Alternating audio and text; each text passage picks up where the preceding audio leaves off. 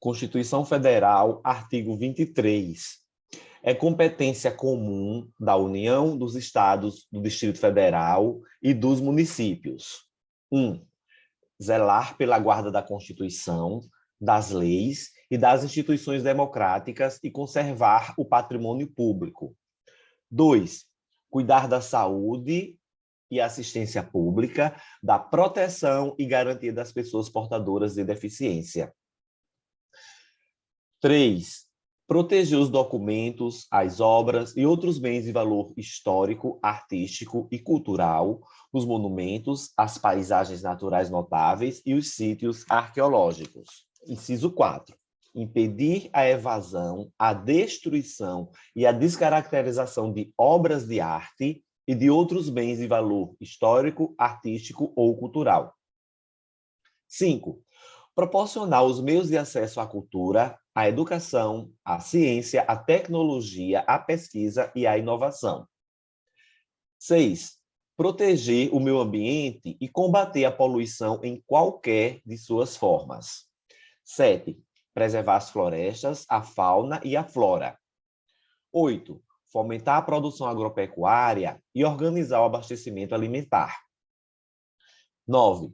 Promover programas de construção de moradias e a melhoria das condições habitacionais e de saneamento básico. 10. Combater as causas da pobreza e os fatores de marginalização, promovendo a integração social dos setores desfavorecidos. 11. Registrar, acompanhar e fiscalizar as concessões de direitos de pesquisa e exploração de recursos hídricos e minerais em seus territórios. 12. Estabelecer e implantar política de educação para a segurança do trânsito. Parágrafo único.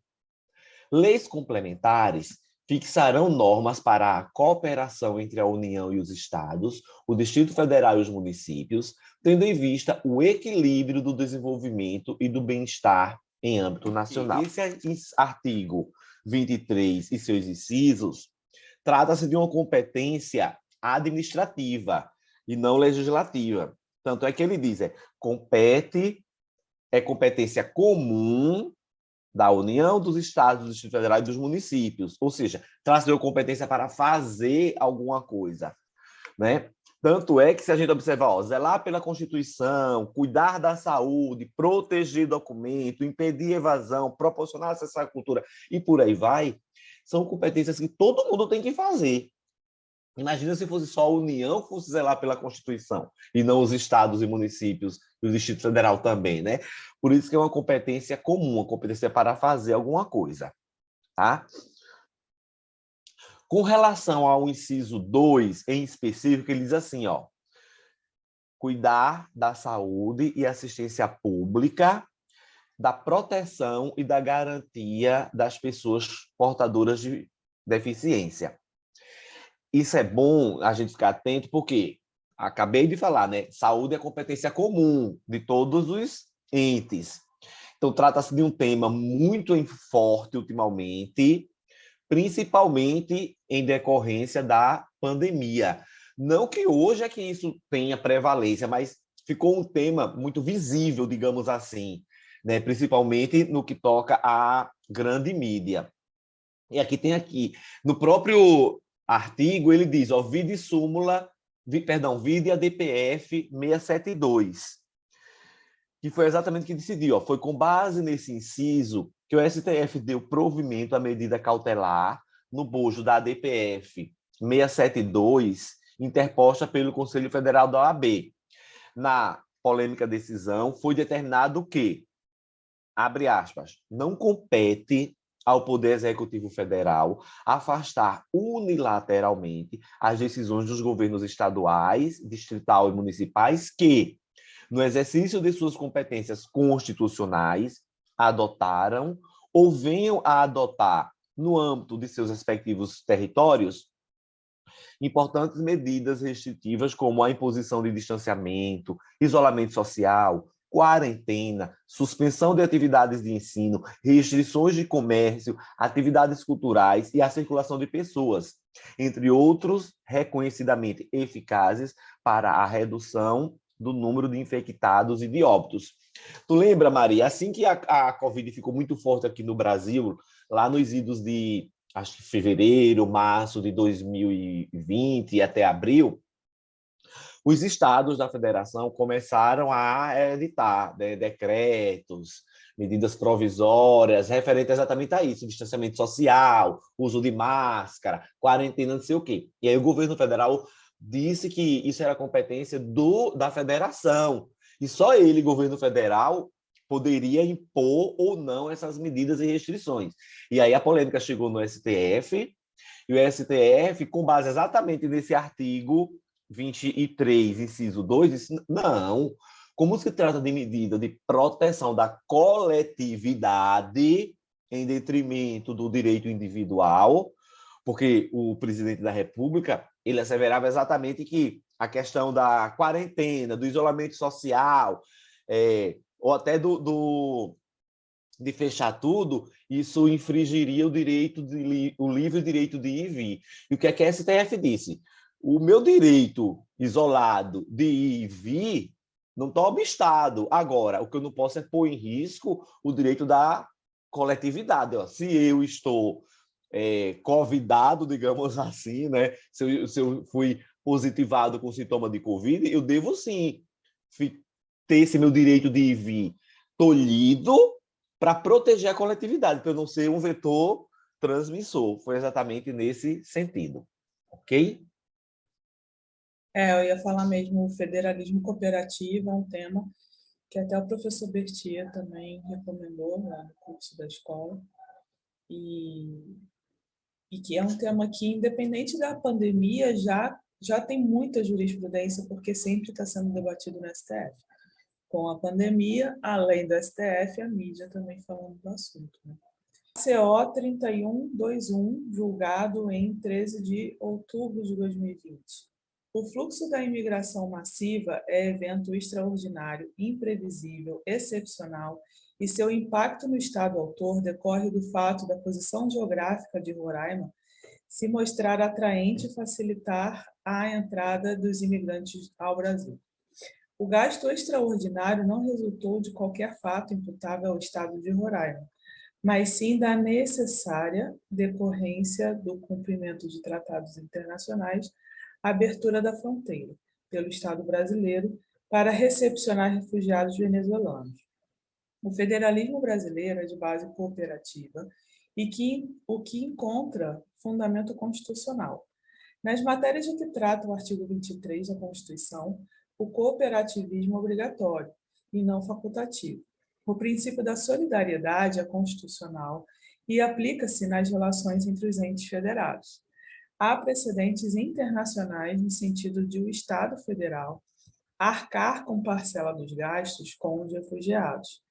Necessária a contribuição financeira da União nos gastos do Estado de Roraima ante o incremento com os serviços públicos prestados a refugiados. Tal se justifica pelo princípio da razoabilidade, da proporcionalidade e da solidariedade e encontra fundamento na Constituição, desde seu preâmbulo e no conceito de união indissolúvel, bem como no disposto no artigo 3º, 1 e 3, e especificamente no obrigatório auxílio que decorre do federalismo cooperativo e competências de que trata o artigo 23, além do artigo 30, 144, 196, 205 e seus incisos, todos da Constituição. A ausência de previsão normativa específica quanto ao grau de comprometimento de cada ente federativo no que diz com as matérias de competência comum no âmbito do federalismo cooperativo, especialmente ante a falta de regulamentação de que trata o parágrafo único do artigo 23 da Constituição, não pode implicar ônus desproporcional ao Estado de Roraima. Esse assunto do Estado de Roraima é muito importante porque o MPT foi central numa política de divisão de refugiados e de absorção dessa mão de obra. Com muitas reuniões conseguiram E até aqui no Paraná eu encontrei alguns refugiados venezuelanos trabalhando, e o MPT foi crucial nesse Tu trabalho. falou logo no início, ó, no finalzinho, a ausência de previsão normativa específica quanto ao grau de comprometimento de cada ente federativo, no que diz as matérias de competência comum, no âmbito do federalismo cooperativo, que tu falou logo no início. O próprio STF trouxe de forma explícita a questão do federalismo cooperativo. Isso aí sobre esse mesmo tema, a CO 3113, que é um tema de direitos humanos também, vale dizer, né? Um tema importantíssimo sobre direitos humanos. No exercício de sua competência privativa, a União editou a Lei de Imigração, a qual afirma, entre os princípios e diretrizes da política migratória brasileira, a universalidade, indivisibilidade, a interdependência dos direitos humanos, a acolhida humanitária, fortalecimento da integração econômica, política, social e cultural dos povos da América Latina, mediante constituição de espaços de cidadania e de livre circulação de pessoas, e a cooperação internacional com estados de origem, de trânsito e de destino de movimentos migratórios, a fim de garantir efetiva proteção aos direitos humanos do migrante. O artigo 5º da Lei 9474 de 97, por sua vez, é categórico ao assegurar aos refugiados os mesmos direitos e deveres do estrangeiro no Brasil.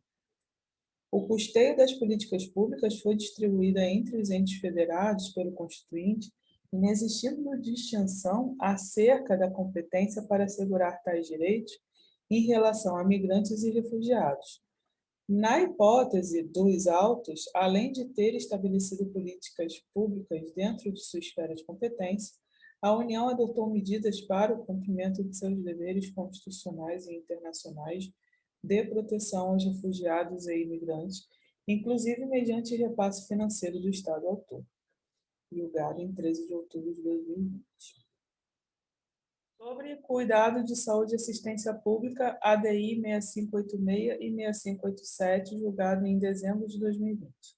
A vacinação compulsória não significa vacinação forçada, por exigir sempre o consentimento do usuário, podendo, contudo, ser implementada por meio de medidas indiretas, as quais compreendem, dentre outras, a restrição ao exercício de certas atividades ou a frequência de determinados lugares, desde que previstas em lei ou dela decorrentes.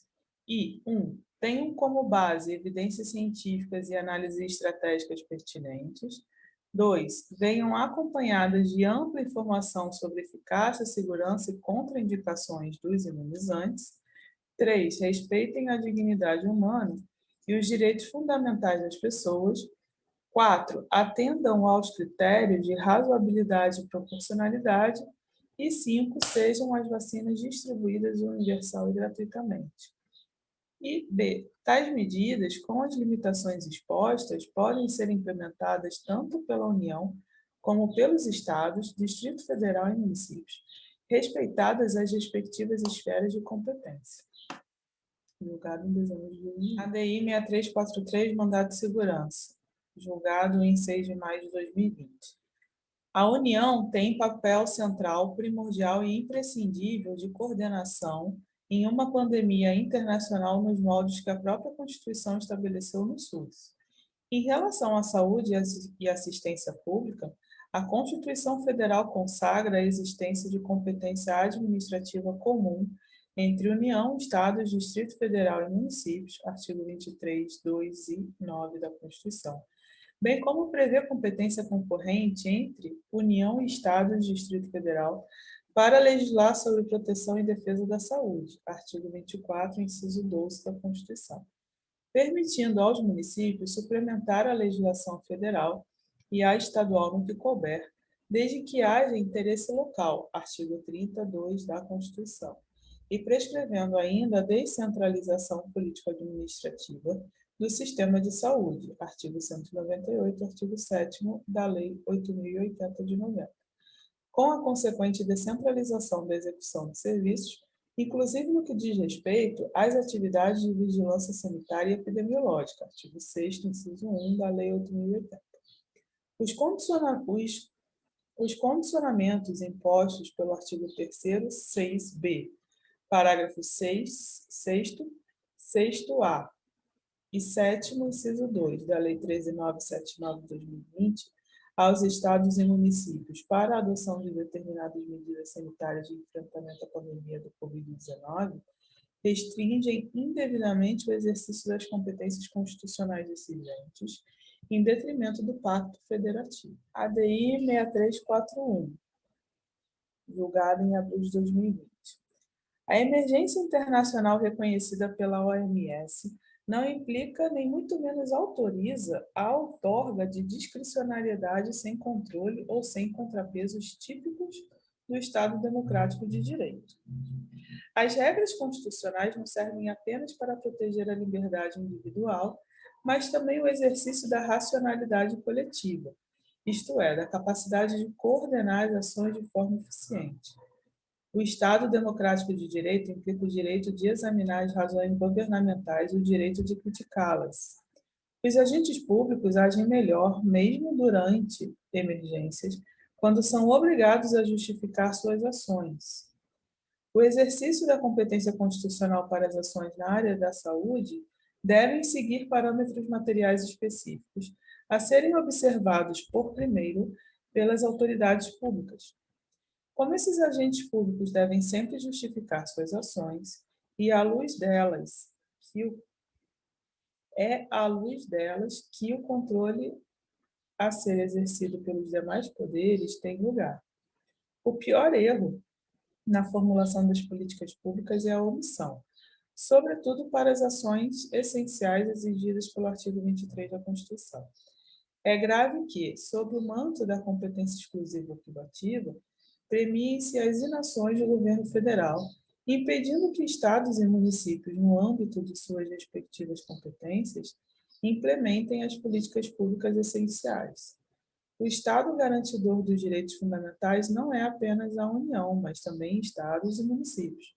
A diretriz constitucional de hierarquização, constante do caput do artigo 198, não significou hierarquização entre os entes federados, mas comando único dentro de cada um deles. O exercício da competência da União em nenhum momento diminui a competência própria dos demais entes da federação na realização de serviços de saúde, nem poderia.